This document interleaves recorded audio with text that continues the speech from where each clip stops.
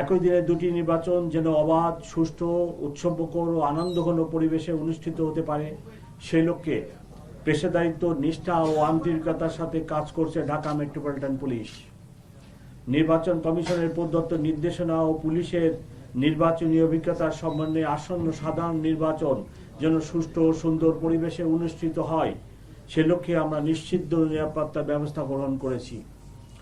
প্রিয় সাংবাদিকবৃন্দু, আসন্ন জাতীয় সংসদ নির্বাচন ও গণভোটে পুলিশের মূল দায়িত্বগুলো হলো নিম্নরূপ: নির্বাচনী এলাকায় সার্বিক শান্তি শৃঙ্খলা বজায় রাখা ও ভোট কেন্দ্রের অভ্যন্তরে শান্তি শৃঙ্খলা বিধান এবং ভোট গ্রহণের জন্য প্রয়োজনীয় নিরাপত্তা নিশ্চিত করা, নির্বাচন সংশ্লিষ্ট সকল সংস্থা ও নির্বাচনী সামগ্রী পরিবহনের নিরাপত্তা, নির্বাচন কর্মকর্তা ও কর্মচারীগণের নিরাপত্তা নিশ্চিত করা, নির্বাচন কার্যালয়সমূহ রিটার্নিং ও সহকারী রিটার্নিং অফিসারের কার্যালয়ের নিরাপত্তা বিধান করা, ভোটাররা যেন নির্বিঘ্নে ভোটাধিকার প্রয়োগ করতে পারেন সেই জন্য আইন শৃঙ্খলা পরিস্থিতি নিশ্চিত করা, মোবাইল ও স্ট্রাইকিং টিমের মাধ্যমে ভোট কেন্দ্রের শান্তি শৃঙ্খলা বজায় রাখা, সংবেদনশীল ভোট কেন্দ্রসমূহের দায়িত্বে নিয়োজিত পুলিশ সদস্যদের মধ্য থেকে একজনের সাথে বডি অন ক্যামেরা ব্যবহার করা, অন্যান্য আইন শৃঙ্খলা বাহিনীর সাথে যৌথ অভিযান ও চেকপোস্ট পরিচালনা করা।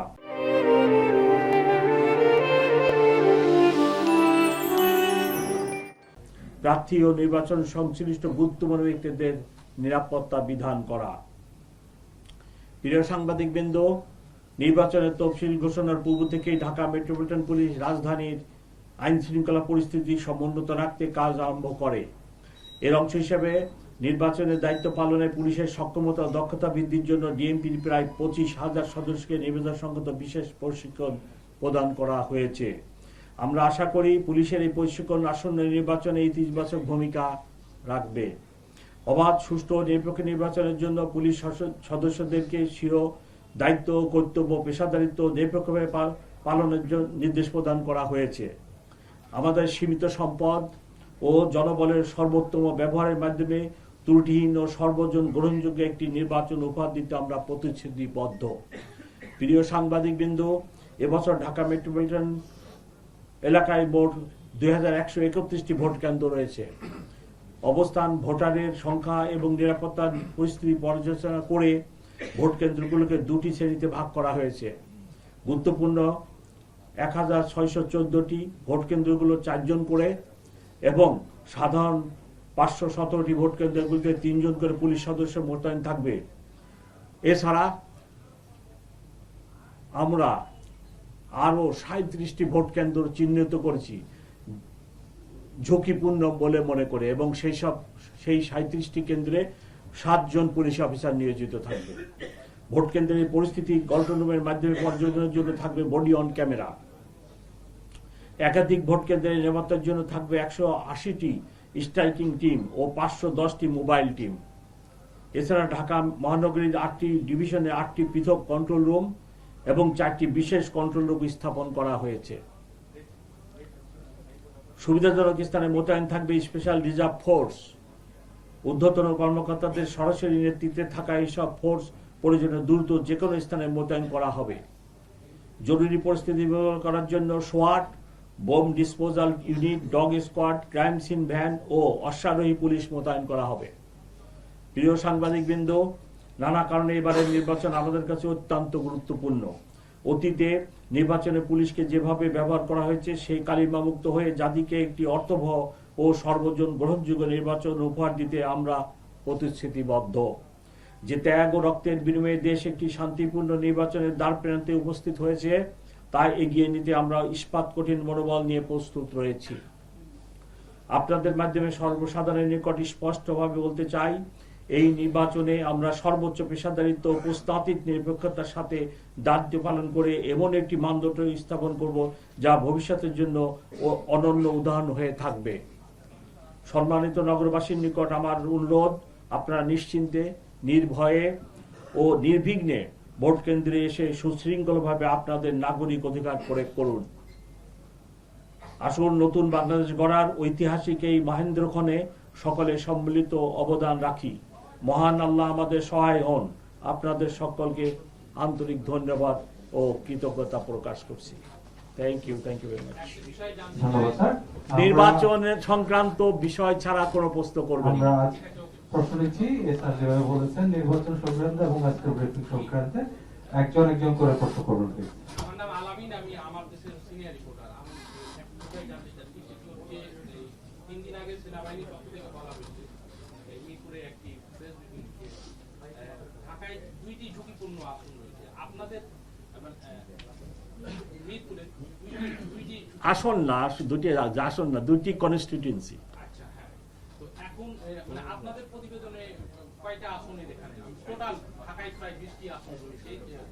তো সর্বোচ্চ কি আপনারা কয়টি আসন দেখছেন? পাশাপাশি আরেকটি এর সঙ্গে সংযুক্ত করতে চাই যে 3 দিন আগে সাংবাদিকদের উপর যে একটা হামলার ঘটনা হয়েছে, পুলিশ নতুন পোশাকে আসলো, সংস্কার হলো, এরপরে হামলার ঘটনা, এই বিষয়টির ব্যাপারে আপনাদের সেটা তো ভিন্ন ইভেন্ট। আমরা বলতেছি নির্বাচন সংক্রান্ত প্রশ্ন করেন। একটা প্রশ্ন আমরা নিয়েছি, এটার উত্তরটা শেষ হওয়ার পরে বাকি প্রশ্ন করলে ভালো হয়। ধন্যবাদ। লিটন ভাই, এটা শেষ হোক ওনার প্রশ্নটা। না, আমরা ওইভাবে তো অ্যানালাইসিস করি নাই। আমরা অ্যানালাইসিস করছি মেট্রোপলিটন সিটিতে 2 পদের কেন্দ্র থাকবে, একটা হলো গুরুত্বপূর্ণ আর একটা হলো সাধারণ। আমরা সেইভাবে অ্যানালাইসিস করছি এবং গুরুত্বপূর্ণ নজরুল কয়টা? 1614টা গুরুত্বপূর্ণ আর 517 হলো সাধারণ ভোট কেন্দ্র। এইভাবে আমরা ইলেকশন কমিশনের পরিপত্র অনুযায়ী আমরা বিভাগ করছি। আর এটার মধ্যে প্রশ্ন কি ছিল? আমি একটা জিনিস জানতে চাচ্ছি এই সংশ্লিষ্ট বিষয়, সেটা হচ্ছে যে আপনি বলেছেন আপনার বক্তব্যে যে 37টি ঝুঁকিপূর্ণ। না, ওইটা আমার এখানে লিখিত বক্তব্য নাই। পরে আমরা রিমোট, যেহেতু কামরাঙ্গীরচরে থানা থেকেও 6-7 কিলোমিটার ইন্টেরিয়রে ইনএক্সেসিবল এরিয়া আছে, ওখানেও আমাদের ভোট কেন্দ্র আছে। সাতারকোল, তারপরে ওদিকে আরেকটা কি গ্রাম আছে, বেড়াইত। এই যে এই সমস্ত রিমোট এলাকা যেখানে রাস্তাঘাট সরু, ওইরকম ইনএক্সেসিবল, এইসব চিন্তা ভাবনা করে পরবর্তীতে আমরা এই প্রোগ্রামের বাইরে যে আরো 37টা ভোট কেন্দ্র চিহ্নিত করছি, যেখানে আমার পুলিশ অফিসারের সংখ্যা 7 জন করে থাকবে। মাননীয় কমিশনার, আমার নাম ইনামুল কবির রূপম, আমি চ্যানেল আইতে কাজ করি। আপনাদের নিরাপত্তা পরিকল্পনার মধ্যে সোয়াট কে প্রস্তুত রাখা হচ্ছে, অশ্বারোহী পুলিশকে প্রস্তুত রাখা হচ্ছে এবং বিশেষ বিশেষ নিরাপত্তা ব্যবস্থা রেখেছেন আপনারা। নির্বাচনে আসলে ঢাকায় কি ধরনের থ্রেট আছে যে কারণে আপনাদের এত আয়োজন? কোনো থ্রেট নাই। পরিবেশ দেখতেছেন না, স্বাভাবিক সময়ের চেয়ে ভালো পরিবেশ চলতেছে। ক্রাইম নাই, ল অ্যান্ড অর্ডার সমস্যা নাই, রাস্তা ব্লকিং নাই, খুবই ভালো পরিবেশ। 3 কোটি লোকের শহর। জাতিসংঘ 1-2 মাস আগে দেখলেন না, ঢাকা শহরের লোক সংখ্যা বলছে 3,66,00,000। এইরূপ একটি শহরে আমরা পুলিশিং করি, যেখানে বেকারত্ব আছে, যেখানে ভাসমান লোক আছে, যেখানে নানা ধরনের সমস্যা আছে, এইরূপ একটি শহরে আমরা পুলিশিং করি। তো এখন যে আপনারা দেখতেছেন ল অ্যান্ড অর্ডার এবং ক্রাইম সিচুয়েশন, আমি তো মনে করি চমৎকার।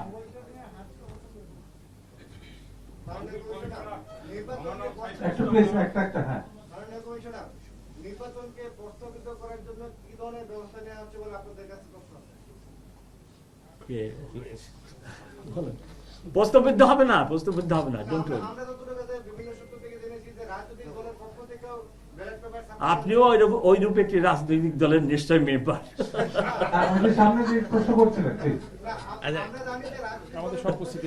আমাদের সব প্রস্তুতি আছে, প্রশ্নবিদ্ধ করার সুযোগ নেই।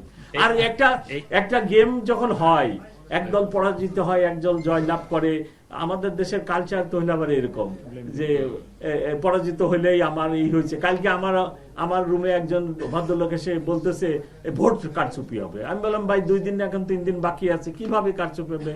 এই যে নানা গুজব, এখন এই মার্কেট, আমাদের তো গুজব বেশি ছড়ায়, এখনো মার্কেটে অনেক গুজব আছে। এই প্রশ্নটা একটু ক্লিয়ার করবো আমি। এই যে কয়েকদিন আগে এটা পেপারে উঠলো, বিভিন্ন দল থেকে এটা কমপ্লেইনও করলো যে অমুক জায়গায় ব্যালট ছাপানো হচ্ছে, ছাপানো হচ্ছে, এরকম বিষয়টা আসছে, ঠিক আছে? তো একটা জিনিস খেয়াল করবেন, যখনই একটা ভোট কেন্দ্রে ভোট সমাপ্ত হয়ে যায়, প্রিজাইডিং অফিসারের কাছে ওই মুড়িগুলো গণনা হবে। একটা মুড়িতে 100 থাকে, 100 ব্যালট।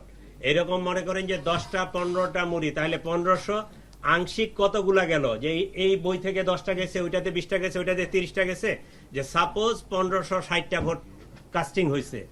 আমি যদি বাহির থেকে এক্সট্রা ব্যালট ওই বক্সে ফেলাই, আমার কি এই 1560 ভোট থাকবে না বাড়বে? বাড়বে।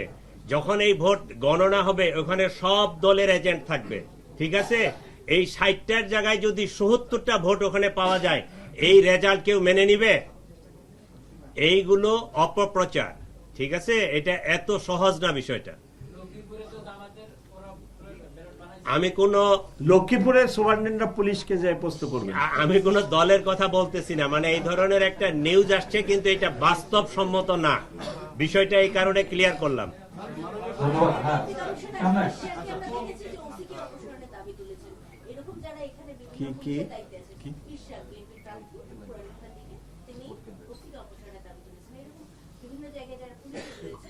হ্যাঁ এটা আমি জানি, কিন্তু আমাদেরকে তো নিরপেক্ষতা শো করতে হবে। 1 নাম্বার, আমাদের পুলিশ ইজ ভেরি নিউট্রাল। ওই ঘটনায় আগে থেকে ওই ঘরটার ভিতরে তাদের অফিস, কিছু লাঠি সোটা এটা ছিল, তারা জুলাই আন্দোলনের সময় নিয়ে রাখছে, এটা রিমুভ করে নাই। এখন আমি যদি এইটা পাবলিকলি ছড়াইতে চাই, তাহলে ভিডিও হবে, ফেসবুকে আসবে, পক্ষ বিপক্ষের দিকে চলে যাবে। এই জন্য আমি পরামর্শ দিই যে গভীর রাত্রে যখন কেউ থাকবে না, এটা সরাই ফেলার জন্য, এবং আমরা সেই ধরনের সিদ্ধান্ত নিচ্ছি যে যাতে এটা কোনো দলের পক্ষে বিপক্ষে না যায়, এবং এই পক্ষ বিপক্ষের খেলায় যেন এই ইভেন্টটাকে অ্যাড করা না যায়, এই জন্য আমি এই পরামর্শ দিয়েছিলাম। হ্যাঁ, প্লিজ, জসিম ভাই, হ্যাঁ। একজন করে করুন। ওই ইভেন্ট শেষ। প্লিজ, একজন করে। যে প্রশ্ন হয়ে গেছে ওটা রিপিট করার দরকার নাই। হ্যাঁ, জসিম ভাই। একটা বিষয় সেটি হচ্ছে সেই লাঠি এখন যদি পুলিশের উপরে ওঠে, সেই লাঠির আগে দিনের বেলা নিতে সমস্যা কোথায়? নাম্বার 1। নাম্বার 2, নির্বাচন চলাকালীন সময় আমরা এখন দেখতে পাচ্ছি গণমাধ্যম বা মোবাইল হাতে কাউকে দেখলেই সেখানে হামলা বা নানা প্রশ্ন উঠছে। নির্বাচনকালীন সময় সাংবাদিকদের নিরাপত্তায় আপনাদের কোনো উদ্যোগ, আপনাদের কোনো আজকের পরিকল্পনার মধ্যে নেই? সেই পরিকল্পনাকে নেবেন কিংবা কোনো নির্দেশনা দেবেন? এই যে আমাদের যে কম্প্রিহেন্সিভ নিরাপত্তা পরিকল্পনা, এখানে সাংবাদিক, ডাক্তার, ইঞ্জিনিয়ার, আমার কলিগ সবাই আছে এই পরিকল্পনা। ঢাকাবাসী, 3 কোটি ঢাকাবাসী এই পরিকল্পনার মধ্যে আছে। কারণ নিরাপত্তা হানি ঘটবে এরকম আমরা মনে করি না, আপনাদেরও ঘটবে না। আপনারা জেনে রাখেন যে শঙ্কিত হওয়ার কোনো কারণ নেই। আমি আপনাদের নিরাপত্তা 100% নিশ্চিত করব, এটা জেনে রাখেন। একজন প্লিজ, আমরা লাস্ট একটা কোশ্চেন নেব। আরে ভাই, হ্যাঁ,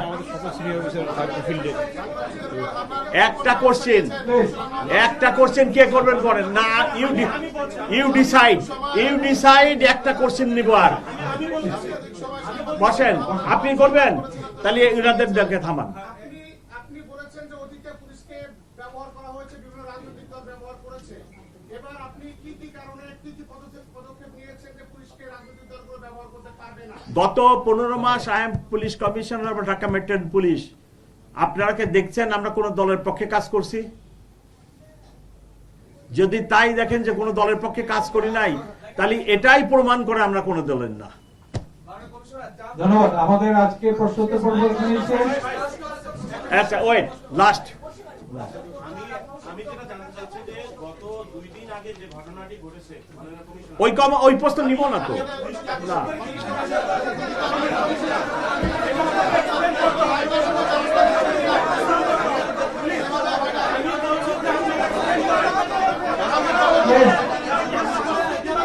আমরা আপনাদের সহযোগিতা কামনা করছি।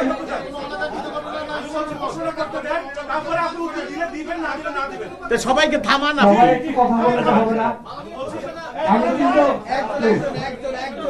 আমি বলছি যে আমি 14 বছর সাংবাদিকতা করি ঢাকায়।